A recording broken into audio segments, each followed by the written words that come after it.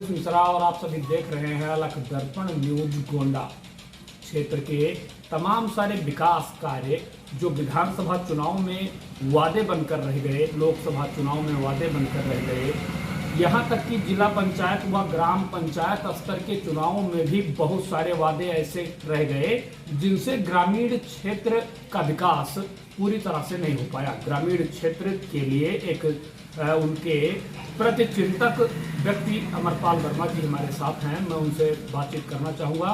Sir, अपना पूरा परिचय और क्या कार्य कर रहे हैं, ये सारी चीज़ें आप समाज को बताएं। नमस्कार जी, मेरा नाम अमरपाल वर्मा जी। और अपनी सामाजिक कार्य करते हुए एक प्राइवेट संस्था में सेवा भी दे रहे हैं जी। और लोगों से मेल जोल बनाए रखने के लिए अपनी एक छोटी दुकान भी है जहाँ पर हम लोगों से मिलते रहते हैं और तमाम तरीके के समस्याओं का अवलोकन भी करते रहते हैं जी। हम देख रहे हैं कि जैसे हमारा जो क्षेत्र है, एक तो 2 विधानसभा का वार्ड पड़ता जी है और मुख्यालय से इसकी दूरी और कोई भी जो मेन रोड है वो इसके नज़दीक से होकर नहीं है। अच्छा, एक बात ये मैं आपसे जानना चाहूँगा, जैसे विधानसभा चुनाव आते हैं तो आपके क्षेत्र में भी तमाम पार्टियां जैसे भाजपा हो गई, सपा हो गई, कांग्रेस हो गई, बसपा हो गई, इनके नेता आते होंगे, मंच लगाते होंगे, मंच से बहुत सारे वादे करते होंगे। तो क्या लगता है कि कभी आपके समय में लगभग 4-5 बार विधानसभा चुनाव हुए होंगे, तो क्या कभी कोई पार्टी ने वादा पूरा किया है?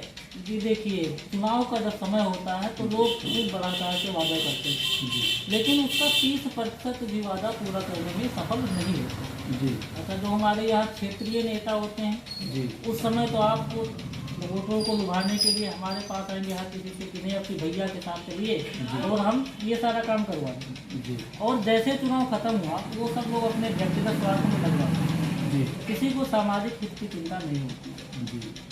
किसान भी परेशान है, पब्लिक परेशान है। सबसे मेन कारण है हमारे यहाँ जो मूलभूत सुविधाओं की कमी। मूलभूत सुविधाओं में क्या क्या कमी आपको दिखती है? अब मूलभूत सुविधाओं में जैसे लोगों के लिए रोटी कपड़ा मकान 3 होता है, इन तीनों के लिए सबसे आवश्यक चीज़ है उसके पास धन का होना और धन अर्जित करने के लिए उसको रोजगार चाहिए। तो हमारे इस क्षेत्र में रोजगार का तो कोई साधन उपलब्ध ही नहीं, जिसकी वजह से लोग पलायन करने पर मजबूर हो जाते हैं, दूसरे शहरों में जाते हैं, विदेश भी जाते हैं, अनेक तरह की परेशानियों का सामना करते हैं, जाल फ्रॉड का शिकार होते हैं। अब तो शहरों में भी लूट खसोट इतनी ज़्यादा हो गई है कि उनका चलना मुश्किल हो जाता है और परदेशी समझ के लोग उनके साथ गलत तरीके का व्यवहार करते हैं। तो हमारे जो क्षेत्रीय नेता हैं या जो हमारे विधायक हैं, हमारे सांसद भी हैं, मैं इन लोगों से एक निवेदन करना चाहता हूँ कि हमारे क्षेत्र में या अपने सांसदीय क्षेत्र में रोड बिजली जैसे कार्य करते हुए आप रोजगार के अवसर उपलब्ध कराएं जिससे लोगों को कम से कम पलायन करना पड़े। दूसरी सबसे बड़ी समस्या जो हमारे यहाँ के अन्नदाता हैं, इनकी मुख्य समस्या है कि बेचारे अपने खेतों में फसल लगाते हैं, जुताई खाद बीज का पैसा लगाने के बाद फसल घर तक नहीं पहुँचती। ये जैसे अभी भारत में जो वर्तमान समय में सरकार स्थापित है भाजपा की, उसने बताया कि प्रत्येक ग्राम सभाओं में गौशाला का निर्माण किया जाएगा। जो आवारा पशु निरंतर खेतों को नुकसान पहुंचा रहे हैं उनको उसके अंदर कैद किया जाएगा और उनकी देखरेख सरकार वहन करेगी। तो क्या इस मिशन में सरकार सक्षम रही है या अभी भी किसान इस तरह से समस्याओं से पीड़ित हैं? देखिए, ऐसा है, जो ये ग्राम सभा पर गौशाला निर्माण की बात की गई, सरकार द्वारा ऐसी योजना बनाई गई, इसमें जो योजना रही वो कागजों पर ही रहेगी।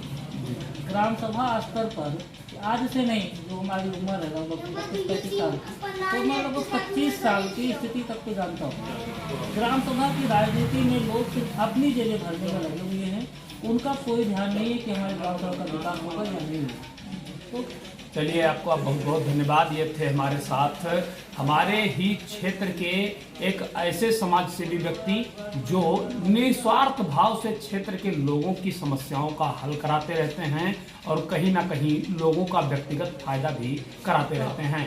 अलख दर्पण न्यूज के साथ बने रहने के लिए आप सभी का बहुत बहुत धन्यवाद। चैनल को देखने के बाद इसे सब्सक्राइब करें और लोगों के बीच शेयर करें ताकि हम आपको नई नई अपडेट देते रहें।